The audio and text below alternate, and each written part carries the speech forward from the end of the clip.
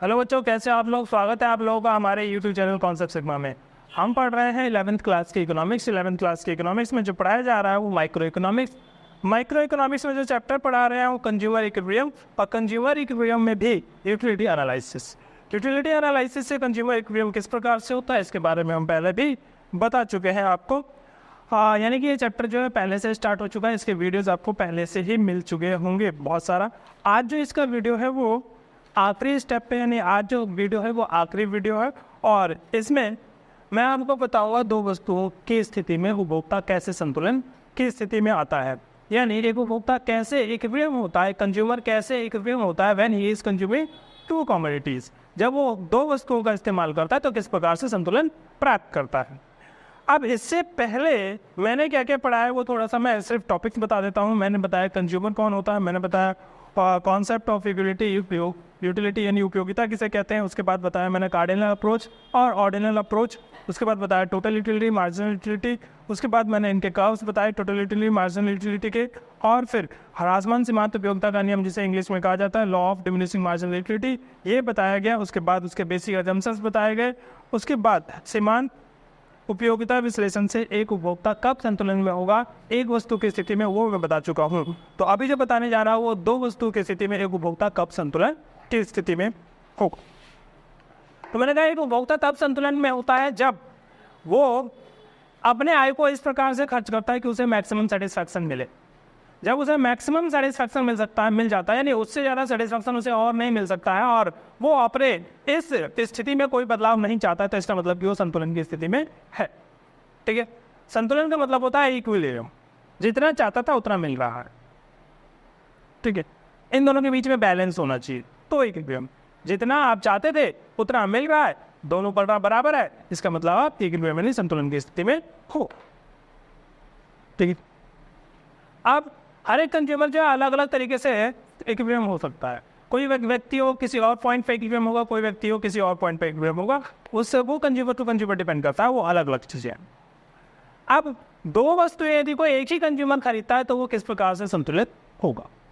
ठीक है, अब सुनिए, जब दो वस्तुएं कोई कंज्यूमर खरीदेगा तो वो प्रत्येक वस्तु से उतने ही इक्विलिब्रियम चाहेगा जितना कि वो पहले वाले से चाहता था, उतना ही दूसरे वाले से चाहेगा, उतना ही तीसरे वाले से चाहेगा, उतना ही चौथे वाले से चाहेगा। नहीं आया समझ में? सुनिए मेरी बात। एक कंज्यूमर कितना चाहता है? वो कंज्यूमर चाहता है हमेशा MUM के बराबर, और मेरे एग्जाम्पल के अनुसार MUM कितना है? 4 यूटिल्स। यानी एक कंज्यूमर 1 रुपया खर्च करेगा तो कितना चाहता है वो? 4 यूटिल्स। अब 4 यूटिल्स वो 1 रुपया किसी भी वस्तु पे खर्च करे, उसे 1 रुपये में 4 यूटिल्स चाहिए। ये उसकी इच्छा है, ये वो चाहता है, ये उसका डिजायर है कि मैं 1 रुपये खर्च करूँ, चाहे सेब पे खर्च करूँ, संतरे पे खर्च करूँ, आलू पे खर्च करूँ, प्याज पे खर्च करूँ, कपड़े पे खर्च करूँ, किसी भी चीज़ पे खर्च करूँ, पर यदि मैं 1 रुपये खर्च कर रहा हूँ तो मुझे कम से कम 4 यूटिलिटी चाहिए। 4 यूटिलिटी से वो कम में संतुलित की अवस्था में नहीं आएगा। ठीक है, तो यही बात मैंने यहाँ लिखी है। तो दो वस्तुओं की स्थिति में एक उपभोक्ता उपयोगिता विश्लेषण के अनुसार तब संतुलन की स्थिति में होता है जब प्रत्येक वस्तु पर 1 रुपये खर्च करके, यानी by spending ₹1 on every goods, जितने भी गुड्स वो खरीद रहा है हर एक पे 1 रुपये खर्च करके उसे मुद्रा की सीमांत उपयोगिता के बराबर वास्तविक उपयोगिता प्राप्त होती है।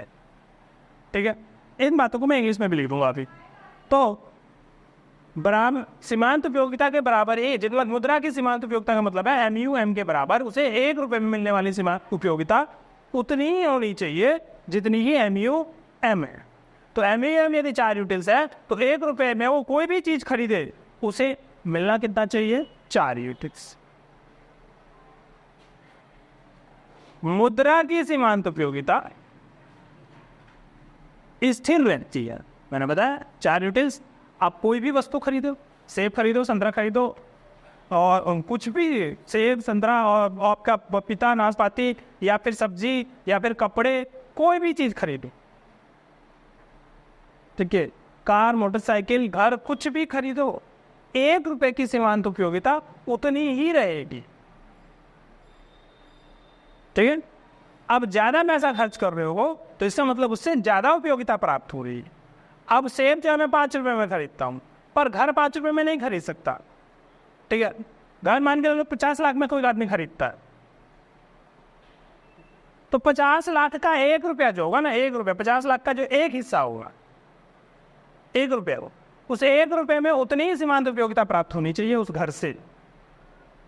यानी मैं 50 लाख रुपए यदि खर्च करूं और मैं एक घर खरीदता हूं, तो उस घर से मुझे कितनी सीमांत उपयोगिता चाहिए होगी? 50 लाख मल्टीप्लाइड बाई 4, यानी 5 का 20, 200 लाख, यानी 2 करोड़। 2 करोड़ की सीमांत उपयोगिता चाहिए होगी अब उस घर से। 2 करोड़ यूटिल्स चाहिए होगा। तो इसका मतलब मैं ये एग्जाम्पल इस वजह से दे रहा हूं क्योंकि वस्तु आप कोई भी खरीदे, सीमांत उपयोगिता आपका 1 रुपये में उतना ही मिलना चाहिए, ठीक है। और वो फिक्स रहता है, उसमें कोई बदलाव नहीं आता, वो स्थिर रहती है। ह्रासमान सीमांत उपयोगिता का नियम लागू होता है, यानी कि हर वस्तु के ऊपर ह्रासमान सीमांत उपयोगिता का नियम लागू होता है, यूनिवर्सल। चाहे आप वस्तु X खरीदो, Y खरीदो, कुछ भी खरीदो, आपका उसके ऊपर ह्रासमान सीमांत उपयोगिता का नियम लागू। तो देखो, हमने पढ़ा था कि MU(X) को यदि हम PX के डिवाइड कर देंगे तो बराबर आना चाहिए MU(M), ठीक है। और MU(Y) भी खरीदोगे ना, ये कोई Y वस्तु खरीद रहे हो ना, तो उसको भी उसकी कीमत से डिवाइड करोगे तो बराबर कितना आना चाहिए? MU(M) के,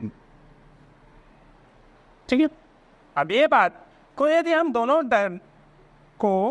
इक्वेशन को एक साथ मर्ज करके लिखे तो MU(X) बराबर MU(Y) बटे में PY और MU(X) बटे में PX बराबर होना चाहिए MU(M) के।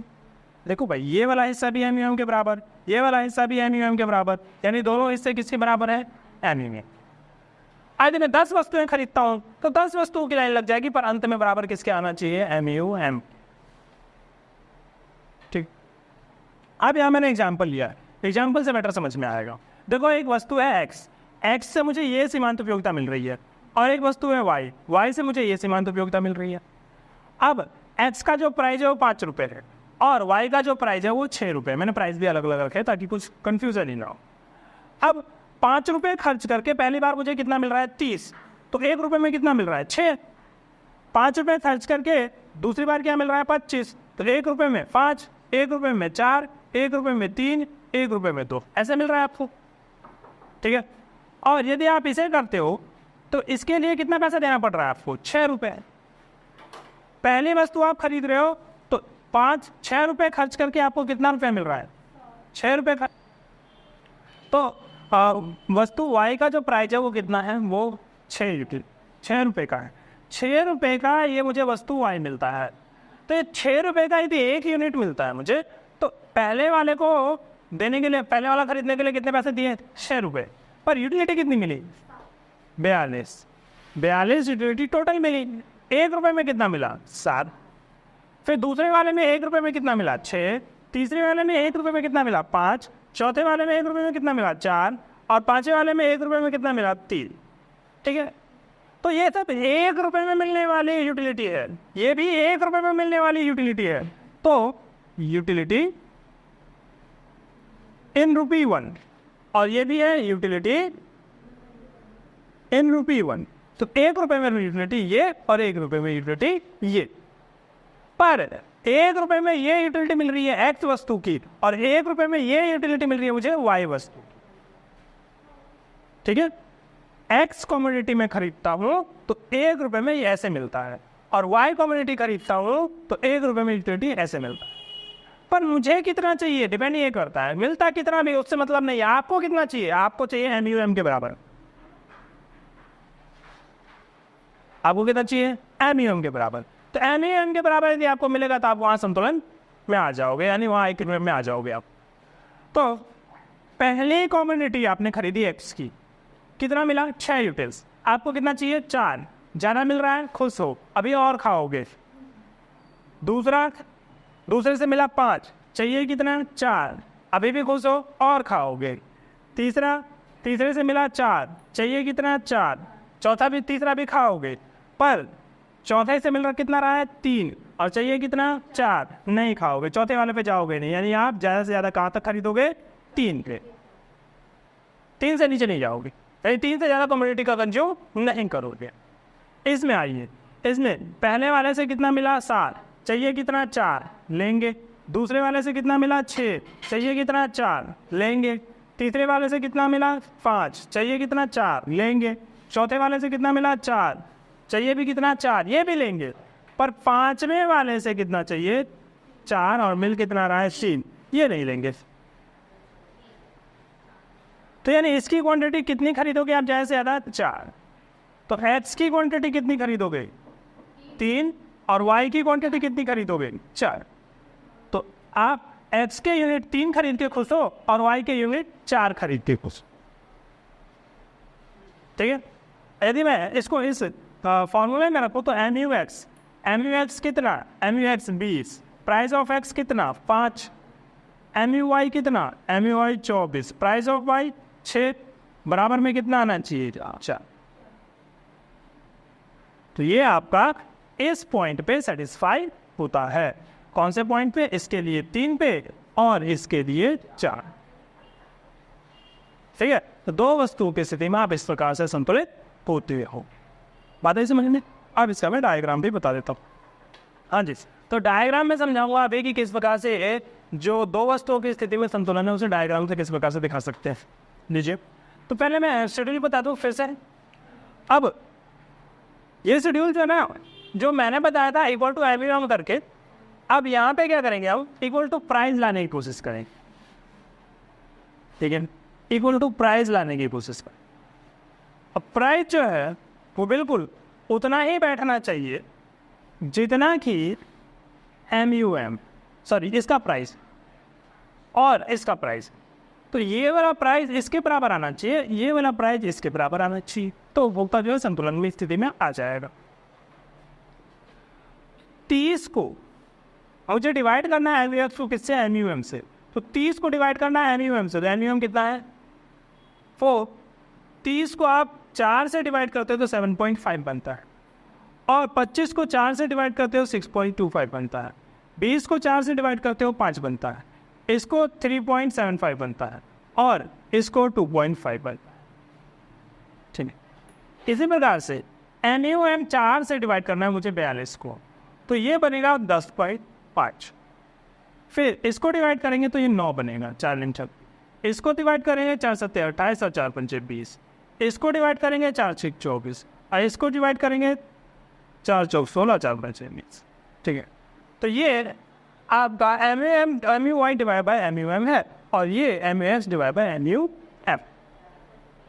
ठीक, अब यदि मैं एक डायग्राम बनाऊँ आज, तो ये डायग्राम जो है वो इन्हीं बातों को मैंने यहाँ ग्राफ पे प्लॉट किया। तो ग्राफ पे यदि आप देखेंगे ध्यान से, तो ये वाला हिस्सा जो है x की क्वांटिटी बता रहा है 0, 1, 2, 3, 4, 5, 6, 7, और नीचे वाला हिस्सा जो है y की क्वांटिटीज बता रहा है 0, 1, 2, 3, 4, 5, 6, 7। ये वाली लाइन जो है ये है MUX डिवाइडेड बाय MUM को बता रहा है, और ये वाला लाइन जो है वो MUX divide by MUM, sorry ये MUY डिवाइड बाय MUM को बता रहा है, ये MUX डिवाइड बाय MUM को बता रहा है। तो मैंने इस लाइन को ऐसे प्लॉट किया है 7.5, 6.5 और यहाँ 5। इस लाइन को प्लॉट किया 10.5, 9, 7.5 और ये वाला 0.6। देखो ये इसके लिए 5 है, पर इसके लिए ये 6। ठीक है, ये इसका प्राइस है और ये इसका प्राइस है। किताब में क्या कर रखा है, दोनों का प्राइस को सेम मान रखा है, तो इसीलिए इधर भी वो सेम प्राइस दे रखा है और इधर भी सेम प्राइस दे रखा है। ठीक है, पर ऐसा होता नहीं है, इसका प्राइस कुछ और होगा और इसका प्राइस कुछ और, तो समझ में आपको ज़्यादा सही से। ठीक है, तो इसकी हाइट जो है ये यहाँ तक 5 है और इसकी हाइट जो है यहाँ तक 6 है, क्योंकि ये वस्तु ही अलग है, ये कॉमोडिटी अलग है, तो इसका अलग होगा। और दोनों का जो आपस में पॉइंट होगा जहाँ पे वो इंटरसेक्ट करते हैं, जहाँ पे दोनों का प्राइस बराबर होता है, मतलब ये 5 रुपये की संतुष्टि प्राप्त करता है, यहाँ पे ये 6 रुपये की संतुष्टि प्राप्त करता है, क्योंकि वो 6 रुपये में मिल रहा है। तो इस हिसाब से देखा जाए तो x की 3 क्वांटिटी और y की 4 क्वांटिटी पे वो सेटिस्फाई होगा, यानी वो संतुलन की स्थिति में होगा। जैसा मैंने यहाँ बताया कि 3 क्वांटिटी इसकी खरीदेगा और 4 क्वांटिटी इसकी खरीदेगा। क्यों? क्योंकि 3 खरीद के कितने के बराबर प्राप्त कर रहा है सेटिस्फैक्शन? 5 रुपये के बराबर। 4 खरीद के कितने के बराबर सेटिस्फैक्शन प्राप्त कर रहा है? वो 6 रुपये के बराबर, क्योंकि इसका प्राइस 6 रुपये है और इसका प्राइस 5 रुपये है।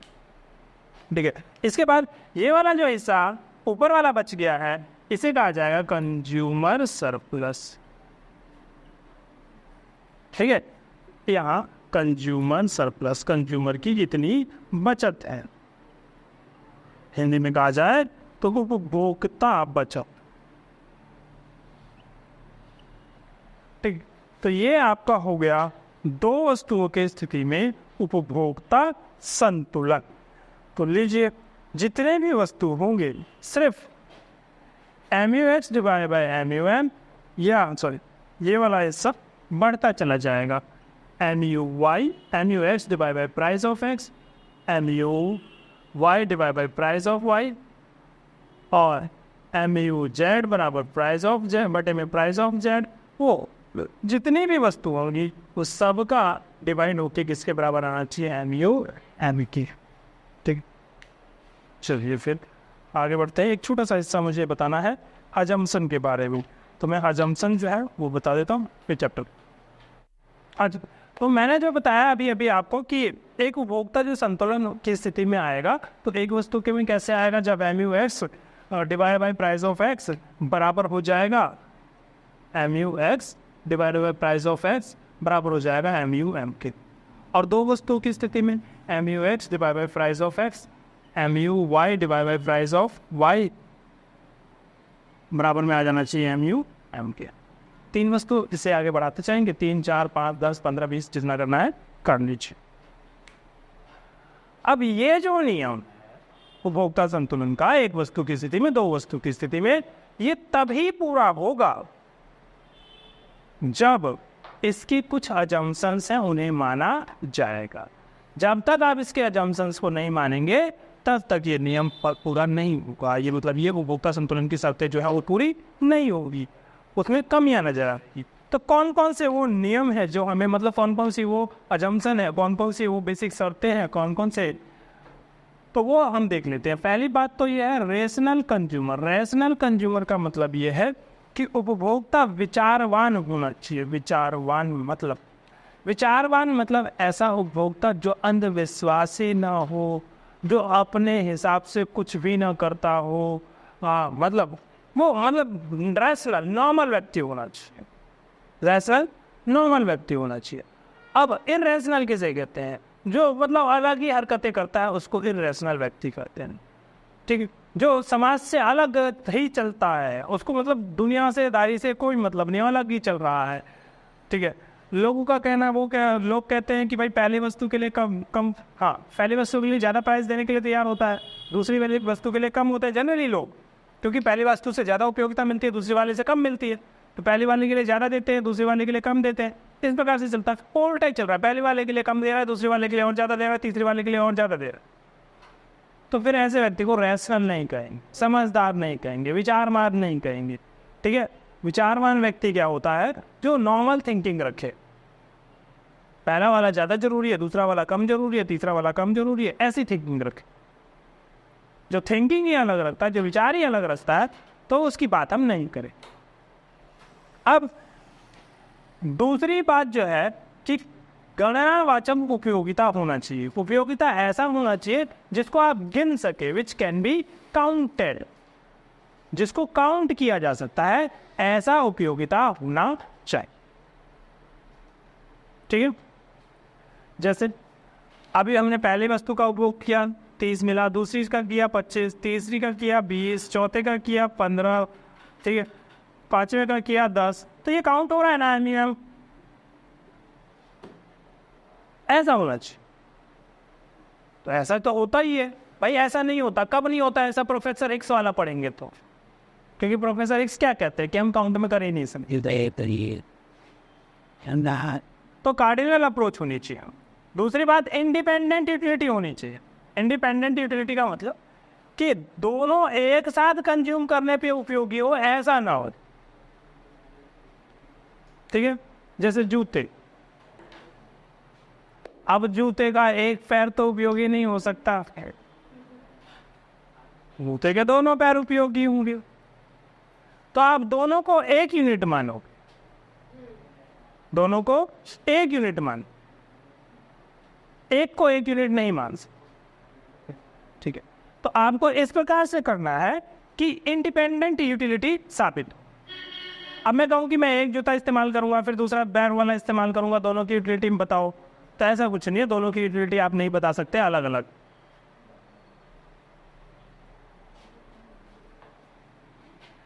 आगे MUM आपका कांस्टेंट होना चाहिए।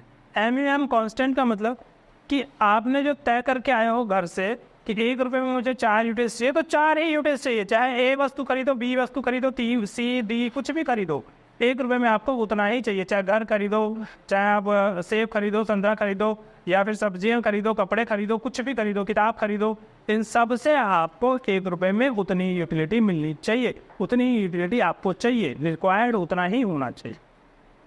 इसका मतलब MUM कांस्टेंट होना चाहिए। तो ये 4 अजम्पशंस बताने के बाद चैप्टर जो है वो गया है खत्म। ठीक है, तो उम्मीद है चैप्टर जो है आपको समझ में आया होगा। जिन बच्चों ने सिर्फ ये वीडियो देखा है और पिछला वाला नहीं देखा, उनको शायद चैप्टर में कुछ चीज़ें समझ में ना आई हो, तो पहले पिछला वीडियो देखिए, फिर इसके बाद ये देखिए। सारे वीडियो सीक्वेंस में है, पूरा समझ में आएगा, पूरा चैप्टर देखिए। ठीक, और इस वीडियो को देखिए, लाइक कीजिए, शेयर कीजिए और चैनल को सब्सक्राइब कीजिए। धन्यवाद।